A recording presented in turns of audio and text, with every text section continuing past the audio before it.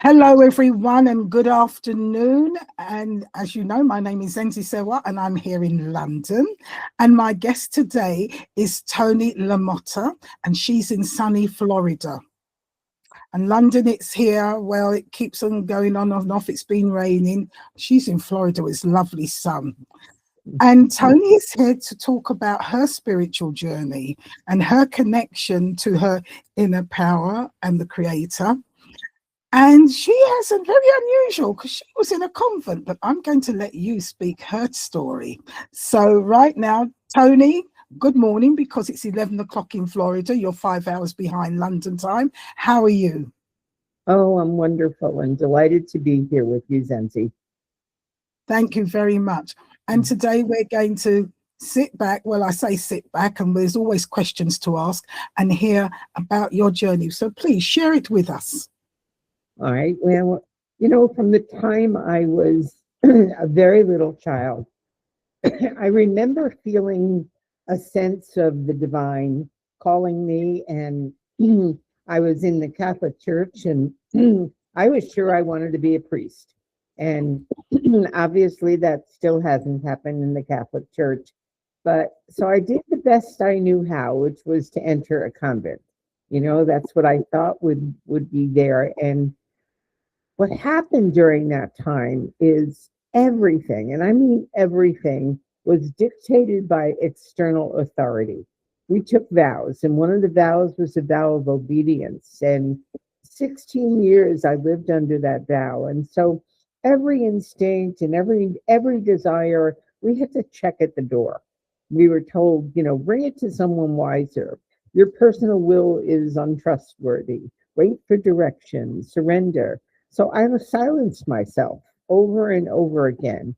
And eventually I stopped listening to my own inner voice. And I like to say to audiences, obviously, most people didn't take a vow of obedience. That's not your life. But after working with hundreds of people, I've discovered that we all take vows. And this is the interesting thing. Maybe it wasn't to a religious order, but probably to your family's expectations. You made a promise to live not beyond what they wanted, or maybe later on to a company culture, or many times in a relationship where your voice got silenced, or to some version of yourself that looked good on paper but felt very hollow. Perfectionism. I mean, there's a whole series of these.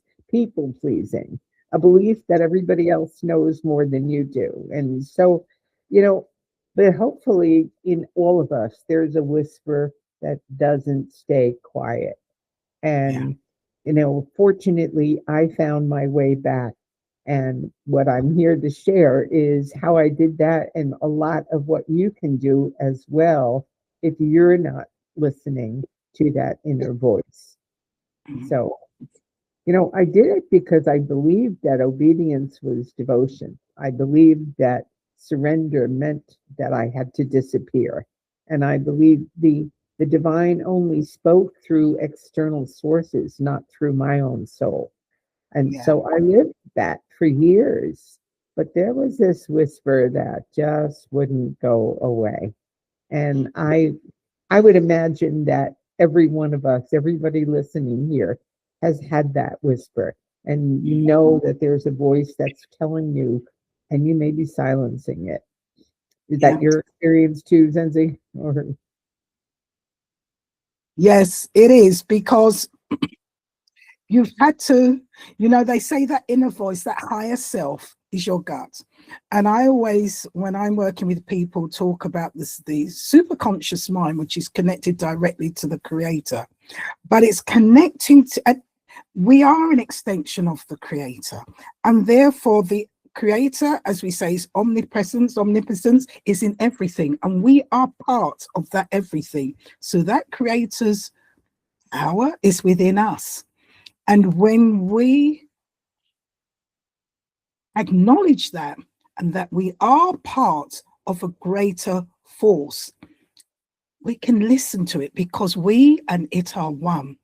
And that is what can guide us And as you quite rightly said, we have been so, how can I say, not brainwashed. We have so been manipulated to think that we're just this little thing and we're nothing, but something greater than us, a government or a way of life, a bill or whatever, is better than us, knows better than us. But what knows better than us than that connection to the Creator, which we can connect to and listen to, which has been blocked from us. And I've had to learn to connect to that and listen to it. Oh, absolutely. I truly believe we're individualized expressions of the divine. And so, Yes. it's interesting. Many years ago, I learned something that really helped me open to this because um, it was talking about the three faces of God and or the three faces of the divine. And that is the God beyond. And many people see God as so far away and the God you cannot name. And then there is the God beside us. And for many people, they have a devotion to Jesus or to Mary or Buddha or whatever their own source of the divine might be. Mm. But very few people have recognized that God within. So the Yeah. God beyond us, the God beside us, but the God within us. And many people say, okay, yes, I'm a child of God. Well, a child of an elephant is an elephant. A child of a dog is a dog. A child of God, Hey, therefore, let me stop you there. You are saying what I've always said when I'm talking to people. Thank you, thank you, thank you for saying that. And child of an elephant is an elephant. A child of a crocodile is a crocodile. A child of a horse is a horse. And if you are a child of God, yes, only exactly. continue, continue. And so many people really don't can't hear that because we have layers from the day we were born. We immediately, think about, I often think about this when I look at my cat. This is going to be funny, but I learned from my cat how the cat must look at me, how much bigger I am, and how intimidated that is. And as an infant, as a small child, we probably always felt less than. We weren't part of the big world. We couldn't understand them even for a while. And so we started getting this notion there's something wrong with me. Yeah. And we developed that. I don't know if you've ever heard of the Enneagram. The Enneagram is both a spiritual tool and a psychological tool about how we develop our ego. And Okay. then what we do to transcend that, not to get rid of it, but to recognize the real divinity within us. And so there are 9 different types of people in the world. And we develop basically because of childhood traumas. And it doesn't have to be major trauma. I'm talking about the all the little things that happen. I give you an example. One day I remember bringing home a report card and my grades were probably never less than 98. And my dad looked at the report card and said, "So why isn't it 100?" So Oh, I developed this belief that I'm never going to be good enough, no matter what I do. And he yeah. never meant that. My father was very proud of me, but the little child in me heard that. And it was Yeah. years. And it was not until I learned the process of changing some of the brain memories that Yeah. I was able to get rid of that because I Yeah. lived with that. No matter what I did, I never felt it was good enough. And I Mhm. bet there are a lot of people listening today who can relate to that one, or I have to be perfect to be okay, or I have to be needed and taking care of everybody else. I mean, we make up these beliefs that we really can change, thank God. And I think there are so many techniques, and I've been fortunate to learn a few of them to help change those memories and to not, you don't change, excuse me, you don't change a memory. I mean, you can't change your experience, but you can change what you made it mean and all the things. And even from all of our church experience or school experience, many people grew up thinking there's something wrong with me, I'm a sinner. The kind of messages that we got block out the perfection that we really are, and Yeah. that we are that divine, and Yeah. that spark of the divine is in every one of us. And Thank so, you. yeah, we need to remember, Needs it's so not much. a matter of changing or fixing ourselves. It's just a matter of remembering the truth of who we came here to be, who we Thank are really. Yes. A spark of the divine, as you said. If the Bible says it, Jesus says it, we're all children of God. And I've always said, okay, and he's the son of God, fair enough, but I'm a child of God, fair enough. So I'm part of him. I'm part of him too. I'm a spark. And it's just that we need to learn certain lessons and to understand them and to act on them and to live them. And, that guidance is present all the time. Yeah. And I think that as you said before, God is omniscient, omnipresent, meaning everywhere in every situation, so we can get in touch. And one of the things I like to teach people, just to keep it very simple, is something I learned from a woman named Sonia Choquette. I don't know if you've ever studied anything with Sonia. She's beautiful, a beautiful woman. But she teaches us that we all have the spark within us, and she calls it your spirit. She says, name it so that you know what it is. But we also have a barking dog, which is all those messages that say something's wrong with me, why can't I do this, I'm stupid, what all those messages.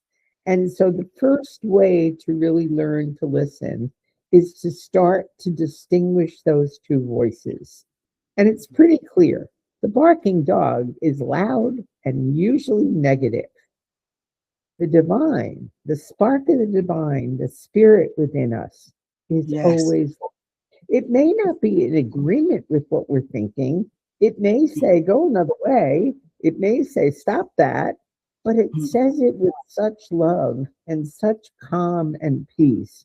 So, Yes. the simplest way, when people say to me, I teach a lot of techniques, but the simplest techniques is start to listen to those two voices and Yes. distinguish them. And when you're Yes. hearing something that's negative and your stomach is tight and your head is hurting, that's not the divine speaking. The divine always speaks with tenderness, with love, with Yes. compassion. And so we Yes. need to hear that. And when we hear that, we can follow that voice. Yeah. No, you're absolutely right. Because when I get a message or an inkling, sometimes it's so gentle. It's so gentle. And then you can almost not lose it, but it passes like a breeze. And then I have to say, I felt that, I heard that, and pay attention. Because it's so gentle, sometimes you forget to pay attention. Yeah. And the other thing about it is to say it out loud. My guidance is telling me this. It's somehow when you hear your own voice saying it, it magnifies it because it Yeah, is a quiet voice. It's not usually very loud. And we miss it so often. So one of the yeah, ways of practicing is to like, whoa, my guidance is speaking, and this is what it's saying. You don't have to say it in front of everybody else. They probably will think you're a little crazy, but yeah, to say it for yourself, and the more you acknowledge it, the louder it gets for you. yeah. You can actually That's right. start hearing it more often. You can Yeah, hear that there are times that it does come because maybe you've been too soft in the past, or you've not done what you're supposed to do for your own well-being, and it can get angry saying, no, stop, because you're so giving when you shouldn't be. And sometimes it can really, exactly. It and can you've be got to so. understand when that It's happens. it's still done with love. Like, we can be corrected and know that we're being loved in the Yeah, correction. rather Yes. than what's wrong with you, something's wrong, it's like, yeah, change that. This will help. This will help grow. And Yeah. there's another principle that I'm thinking of right now that I wanted to share is that one of the ways of listening to that voice is to look at our life because life is always speaking to us. And there's a phrase that I don't know where I first heard it, so I can't give it credit, but it's life is happening for me, not to me. Yes. That principle alone changes people. When we Yes. recognize that everything in life is a gift. So the Yes. divine is constantly calling us forward. It's Yeah. constantly, even when it looks hard, even when something seems to go wrong, if we will, you know, if if we stop and say, why is this happening and what's wrong and blame people outside, we miss the point. But when we can really get quiet and saying, why is this happening? What is the gift here? What can I learn? What's happening for my good? And Yeah. we when we look back on our life, I teach a journaling process to help people really reflect on their life and saying all those things that you thought were like, why did that happen? You Hmm. now can say, oh, I'm seeing the thread. I can see the connection. Yeah. When we become aware and we're really willing to be aware of the divine speaking, it's constantly talking to us, constantly. And everything Yes. that's going on in life it's not something's wrong here. The minute we hear something's wrong, it's the barking dog again. But when we can, there's a gift here.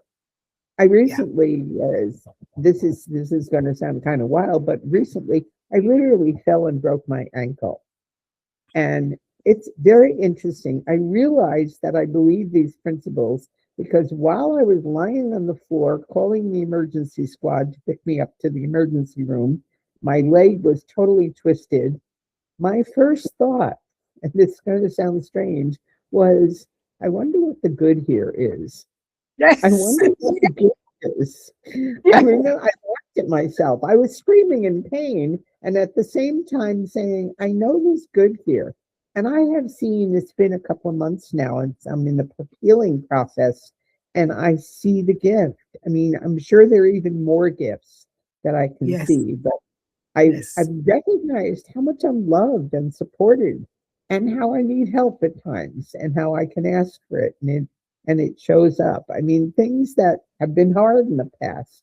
Mm. So it's like, all right, this is not how I would have liked to learn that lesson, but this is what happened. And so whatever is, one of my favorite expressions is whatever is, Yes. just be in the presence. In the Yes. present moment is where everything is happening. So, Yes. And in the present moment is where things are happening, and it sets the tone, it sets the strength for the future for you to go forward.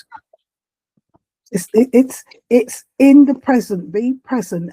Actually acknowledge what is going on around you, what is going on, what you're doing, and how you're feeling. And if you need to ask something, what you're asking, are you listening so that you can take that action, take that movement, and that action and that movement sets the tone for the future. exactly. And I love what you said, like looking at what's going on within. I mean, there so many people use their head instead of their heart.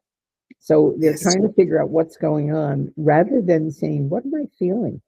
What what sensation is my body feeling? My body always knows. My body, first of all, is the only thing that's always in the present.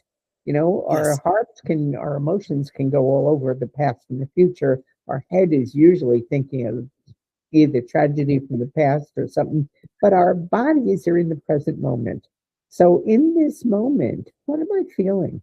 When Yeah. people say they can't make decisions, I work with a lot of people who have a hard time making decisions because they're always worried, did I do it right? And I mm, always just say to them, I remember one client who was trying to make a decision whether he should move and change his job and all these things in his life. And I said, just get in touch with what your body feels. When you talk about moving, how does that feel? And he yeah, says, peace, calm. I said, when you talk about leaving your job, how does that feel? Oh my God, I get all tense. And so it's like we have the answers right within us. And you don't yeah, need, I'm so sorry. But we don't need to go outside. We don't need to make pros and cons lists. We don't need to ask 100 people what they think.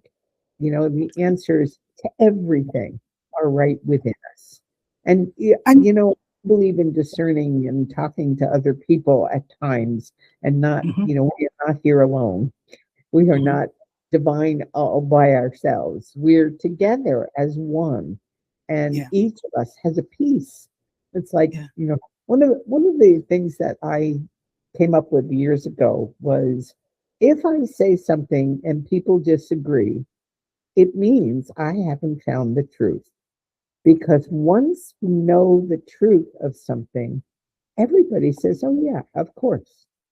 It's very interesting. It's been, when I'm adamant about, I think I know something and this is the truth, and I speak it, and somebody says, no, but what about? I really catch myself instead of arguing like this is the right answer. I'm now saying I'm only seeing partially. All I can see is my little piece. So help me. We need each other to see the whole truth, which is yes. fabulous. You know, you And you started by saying how we are one. It really is true. it is true because we are all connected. We are all part of the whole, and we're just one little bit of that. And if we can do what we and connect and do what we need to do that is right for us, and what is right for us is always through love and kindness and thoughtfulness. And once we take that step, it affects other things. Although sometimes it may have an adverse reaction in somebody else, that shouldn't deter us. What we're here to do is strengthen that inner core, because sometimes what somebody else wants us to do is not right for us. And what's what right for us, and it has maybe a negative effect on somebody else, that's for them to change something in them. It's not to do with you. And it's all about strengthening that inner voice, listening to that inner voice, connecting, always connecting, and having a relationship and how it connects. Because it can connect in different ways. As individuals, Absolutely. it will connect That's in different ways. those are the people I love to work with when they come and say, I'm listening to everyone else. And I love to watch how they grow. And then all of a sudden saying, hey, I can trust myself. I do know the answers. And it takes practice. I mean, it depends on, again, personality. Some Yeah. personalities are born with, like, I'm the right, I know the answer. But that many people are, and more people are the type that are doubting than there are who believe. And Yes. so there's a whole plethora of techniques people can use, of ways of, the other thing, I once had an Indian guru that I followed, and he had an expression, company is stronger than willpower. So we want to hang out with people who trust themselves, and hang out with people who know how to make decisions, and hang out with people rather than the ones who are arguing and fighting all the time. And that's really, it's a way of strengthening our own inner voice. When you're Yes. with people who trust themselves, it becomes so comfortable to trust yourself. Yeah. It's really, Because when you're with people who trust themselves, when you're with people who are practicing that connection, you automatically start to flow in that flow as well. And this wisdom, isn't it? Because they'll say, show me who your friends are and I'll show you who you are, which is true. exactly. if you're with rowdy people, you're rowdy too, and you like that attitude and mentality. If you're with gentle, caring, soft people, you pick up that same gentle, caring attitude. So it's a no-brainer, really, isn't it? It's not rocket science. Well, So, it is science though. Science is well, telling that everything is vibration. And thank you. so we pick up the vibration of those that are around us. And Yeah, so, there are times that I've had to change friends, and it's painful and it's challenging. And some people have to leave their families, unfortunately. yeah, We can continue to love them, but we want to take a look at, like, how am I spending my time? What am I doing? Because that's so important. The kind of people, I love yeah, meeting you. I want to talk with you more because I think, the vibration I'm picking up right now is just so positive. And I hope all the listeners are feeling it too, that there is such a connection here and yeah, that we're all connected. First of all, I like to say there are never accidents. So if somebody's listening to this, there's no accident that you're here today. There's a no, message here, and look for it for yourself. And just I get excited by what looks like synchronicities, like things yes, that seem to happen by accident. There are no yes. accidents. So No, wonderful. there are there are no accidents. Everything is as it should be. And it is about that vibration. If you're vibrating at that higher level, you attract that as well. And I like what you said, Toni, earlier, that you had to drop friends, you've had to leave people behind, and sometimes we have to even family, because when we are in that vibration, when we are in that positiveness, when we are connected, it's not about, well, this is me and I can swim just like this. You feel out of sync.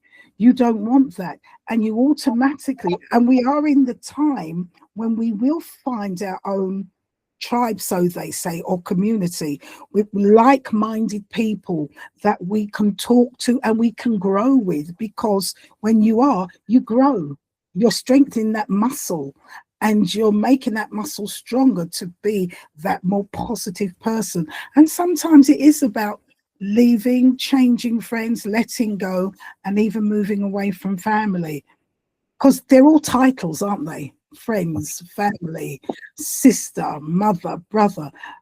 If you let that go and just look at their actions, and does it work with you? Does it please you? Is it worrying? You'll know what decisions to make, because sometimes it is the titles that keep us back, as you did, as in the convent. You Yeah. had to be observant. This one, Reverend Mother, whoever, is more important. They're wiser, and you buy into this name, this authority through name, but it's not necessarily the right thing to do. The other thing that's striking me is the gift we have of the internet and the ability to connect with people all over the world. So it's no longer, I'm stuck in this little village and there are only 10 people I can know.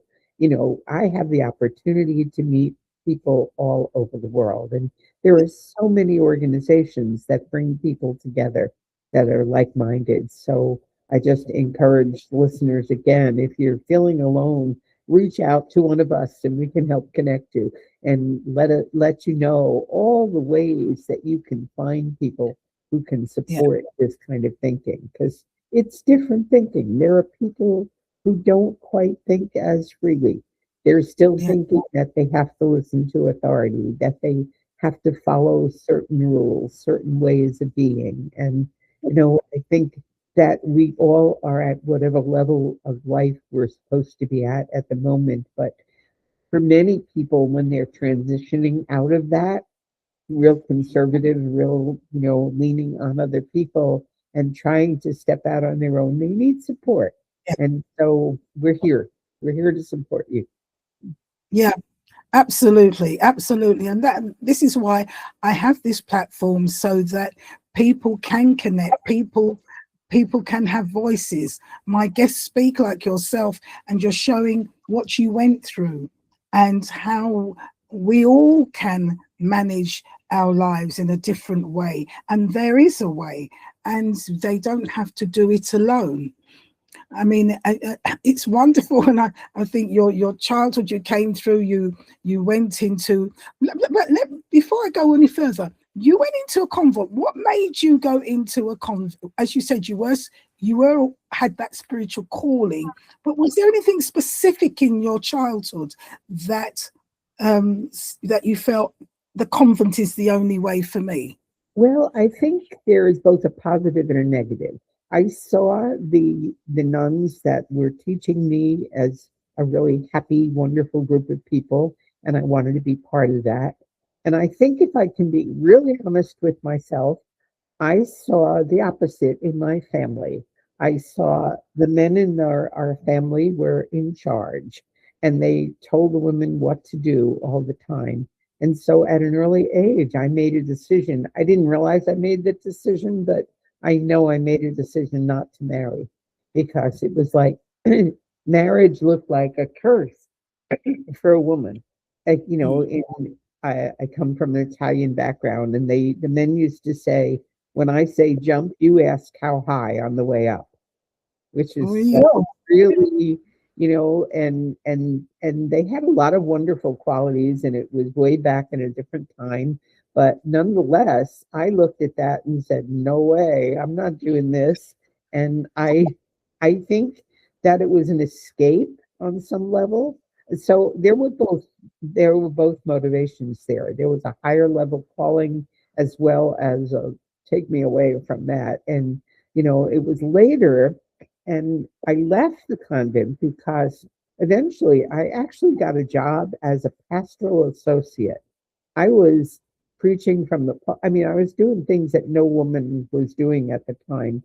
And I was working in a Catholic church where there were so many married couples who had healthy relationships, not easy relationships, but healthy. And I watched them and I decided, you know what? I really want that. That's something that was missing in my life, and it's still missing. I never found that person, but it was the motivation to leave was I don't have to stay the way I am in order to be holy, in order to serve God. There were other ways. I mean, when I was younger, I thought the only way was to be a priest or a nun. Like really small-sided. I didn't recognize the rest of the world was following God and the spark of the divine. I just thought we were special. It's amazing what we come to. But when I recognized all these other people, there are other ways I could do this. I was then able to leave. I was 33 when I left the convent. So it was, but I figured Jesus was 33 when he when he lived on his mission. So, started his ministry. When you went into the convent, but what? how old were you when you Oh, entered the? I was 17. Yeah. Oh, So it was quite young. yes, Again, this is quite a number of years ago, and that was more common, yeah. when went in right after high school. And I went through college in the convent and, all the learning. And so, and when I left, I mean, I could tell some funny stories of that, but that's not what we're here for. It was challenging when I left because I missed the Beatles. I mean, when we were in the convent, we missed so many things that were going on in society that it took me a while before I could acclimate and, figure out what to talk about even. So, So Tony, so you've left the convent at 33. You've moved away. You've started your own life, and you're working with other things since you've left there. And I know that, as you said, there are pluses and there's minuses which you've taken away, and which you've now looked at to change because of the authority. Again, the authority in the church, the authority in your family, and you've moved away from that. How did your life fare on from there? Well, interestingly enough, I never lost the desire to be a priest or to run a church, and I eventually became a New Thought minister, and literally ran churches for a number of years. So it was, in a way, it changed. It just changed the organization that I was part of, but then the actual calling never changed. And then recently, more recently, is working. I'm still working with people I have a company called the Paths to Transformation, and just working with people to help them on their path. And I like to describe my coaching practice as I companion people. I don't tell them what to do by any means. They don't need any outside authority, but I companion them and help them as they move on their journey. And it's just so, over the years, I have met some extraordinary people. And I love especially working with people who doubt themselves, who Yeah, are afraid of trusting themselves. And that's the people who tend to come to me. And when they do, I can show them, and they come because they see that I do trust myself and I listen to that inner voice. And it's not always popular, as you said. yeah. Sometimes I'm doing things that look different from other people, but it's been an extraordinary, and I'm at a point in my life now where all of a sudden everything I've ever done has come together. It's very exciting to know, and I just tell people, I wear a dragonfly as a tattoo, and I use the dragonfly as a symbol because the dragonfly doesn't get its true colors until it reaches maturity. And I think that part of what I say to people is just trust the process. It takes a while, but when it comes together, it's just so beautiful. I mean, my life all makes sense. Everything that has ever happened has been a gift, and it's a package. It all comes together, and now I can share it. It's just exciting to me. I like when you said um, trust the process. We have to trust the process. And you said it takes a while. And this is what comes through to everybody I'm speaking to, and what I find in my life. As we go through our journey, we'll do bits here, then we'll do bits there. And we don't realize that eventually, when it all comes together, it all fits in and you see the bigger picture. But when you trust the process, that trusting is connecting and strengthening that inner muscle, that inner voice, that inner connection to the creator. Trust it. Sometimes it doesn't look logical. Sometimes you'll say, that doesn't seem right, but trust it, because eventually you'll say, oh, and I've done that so many times, and I thought, oh, I understand it now. And sometimes it can be quite, when I say traumatic, no, I shouldn't say traumatic, but it can be something that's um, quite strong within your life, quite something that is very serious. That's something, I'm trying to find the word, that is Well, trauma is a good word. Trauma doesn't have to be explosive. not It can be. traumatic, but it's something that is very important. And you think, should I? That doesn't make sense. But when you trust the process and you take that step, it's afterwards when you look back and then things fit into place, you'll say, oh, that's why I had to do that. And that's happened to me so many times in my life. And I've then said, Creator, thank you. Thank you. Because I didn't understand it at the time. But because of what's happened to me in my life, I've been made in the past to listen, listen, and then get used to just listening and doing and listening to that voice. And as you go along, I'm so grateful, because we don't see the full picture. We don't know the full picture, but we trust the process. Oh, I can give you an amazing example of that. At one point in my life, I lived in San Diego, California, beautiful, beautiful location there. And I was running a church in the area. And I got an email about a church in Florida that was looking for a new minister. You're gonna laugh when I tell you what I did. I gave my resignation to my current church and I put my house on the market before I even applied for that job because I knew that was my job.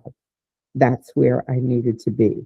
And it was one of those things that everybody thought I was crazy at the time. What are you doing? You haven't even gone there for an interview. And it's like, it's my job. And I No. tell you several stories that happened when I did go there. And, I was clear this is where I belong. I never even heard of the town that it was in. I didn't know anything. And, there it was. It was so amazing. And I was at a convention with a bunch of ministers, and this was quite interesting because many of them had applied for the same job. And they said, "We heard you're saying that you're moving to Sarasota, Florida." And I said, "Well, yes." And they said, "Well, how do you know you got the job?" And I said, "Don't you know?" And they were like, "No." And I said, "Well, then it's clearly mine." It's that knowing it's that knowing within us. And if we can get in touch with that, I mean, that was a pretty spectacular one. I've had a couple like that in my life. They don't always come that clear, but Yeah. that one was so amazing that when I tell the story, most people go like, "You what?" It was just clear. I just knew. My whole body said yes. I read an email and it was like, yes, that's where I belong. That's my next step. Yeah. And I wish I could bottle that and teach people how to do that. But it's like when you You. have that sense of knowing, I mean, it happened recently. I moved recently about 3 years ago and I had that same sense. It's like, oh, I need to buy a condo and I'm going to do that. And all of my friends said, "What are you crazy? You can't do that right now." I mean, it was just, I'm like, nope, this is what's happening. And again, it did. It did. So it's that knowing, and we need to get in touch with what that feels like. And what it feels like in my body is this straight alignment. Like everything is like I stand up straighter than I've ever stood up before. I Yeah. feel everything moving in the right direction, and I've practiced that. Now I've practiced coming to know that. So when those moments hit, I don't Mm. hesitate anymore. I'm like, yep, this is exactly what I need, and move forward. That knowing is the divine. It's like, oh, those are my touches with the divine. It's so beautiful. And I wish it for everyone. And I know it's possible because it's the same divine in all of us. In all of us. And it just takes us to probably stay still, be quiet, and just be still and go within. And I suppose demand, yearn, want, and that yearning and wanting and that deep desire will create that stronger muscle. Because when you really want something, you yearn for it. When you yearn for it, that vibration is there. You want that so much, and it's coming from the heart, and it will listen and it will do. So, Toni, you are, what are you doing at present? How do you work with people? How do you connect? Can people connect? Have you written any books? Come on, tell us about your present situation and how people can connect with you. Well, first of all, I have written several books, and if they simply go to Amazon and look at the spelling of my name, ToniLamotta, Toni LaMotta, and put that into Amazon, you'll find all the different books that I've written. But the main work that I'm doing right now is called The Inner Compass. And I do a 6 month program, which is a hybrid of coaching and training. We meet twice a week, once a week for training, and once a week coaching on what they've been experiencing in that training. And it's a rotating cohort, so people can join every time I start a new training, people can join. So it's not, you don't have to wait 6 months before you join. And the easiest way of getting in touch with me is on my website, tonilamotta.com. And one of the things when you go there and sign up for a mailing list, I send people it's a quiz to see how well they're listening to their inner compass. Yeah. And then the opportunity to just connect with me from because my email's there and people can connect and we can have a conversation to see what's the best way that I can support them. But the main thing is this, and it's a 6 month program because you're talking about a muscle. You don't exercise once and strengthen your muscles. You got to That's do it. it over time. So it Yes. takes a while, and the 6 months seems to be a good time. Some people stay longer, and but it's an opportunity. They also can just take any one of the courses if people want to taste. I, Mhm. I I have a number of things that they can do and work with. So. Um, Dr. Toni, DRTONI at ToniLamotta.com is a way of getting in touch with me. And there's a whole lot. Over the years I have studied with some of the most exquisite teachers, and now I get to teach what they teach. And some of it I created on my own. So um, there's lots of different ways. Just allow me to be your companion. So your website is it Dr. Toni LaMotta? No, it's ToniLamotta.com. Just There's no, Toni yeah, the dot doctor is just on my email. yeah. Toni, ToniLamotta.com. And once you get on the website, you can explore all the different things, but to sign up for the newsletter, and then you'll find out everything that's going on and get in touch with me. We have a conversation. I love to meet with people. Lovely.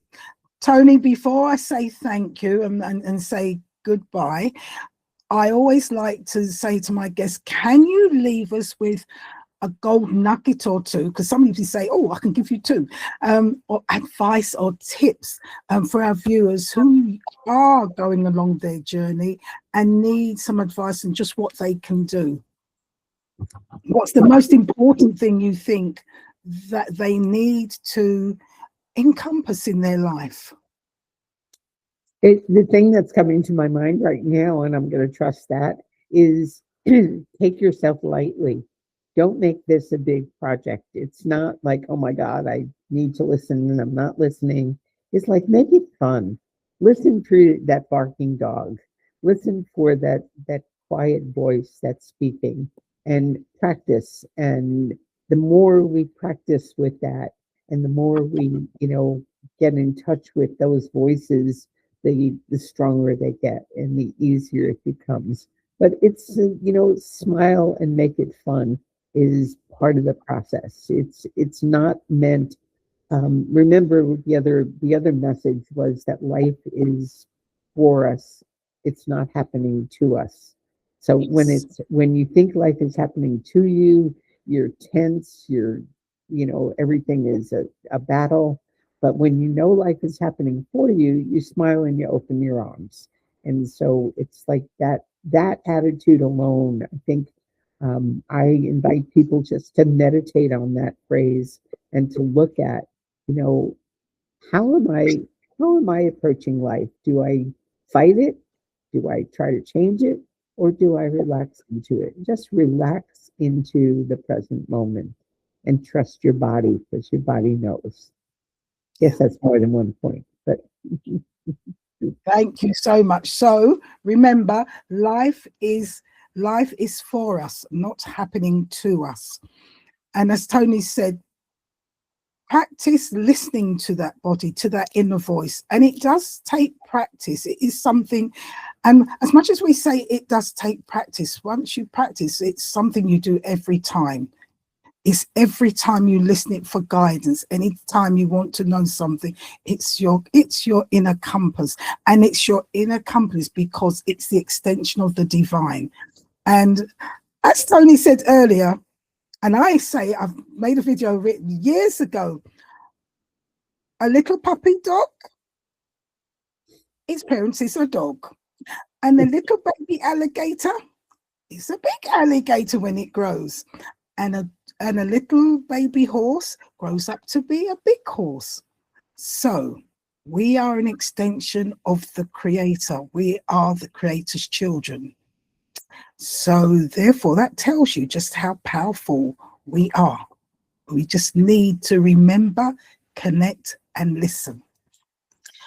So all of you today, and I want to say thank you to my guest, Toni LaMotta, for sharing her journey and what she went through. And I thank all of you for listening. And I know you've got lots of nuggets, gold nuggets of advice for your own spiritual journey and what you're going through. And remember, you can always connect to Toni, ToniLaMotta.com. It's there. So from here in London, bye for now. And from Toni in Florida, thank you so much. Thank you. What a delight. Thank you. Bye, everyone. Bye-bye. Bye.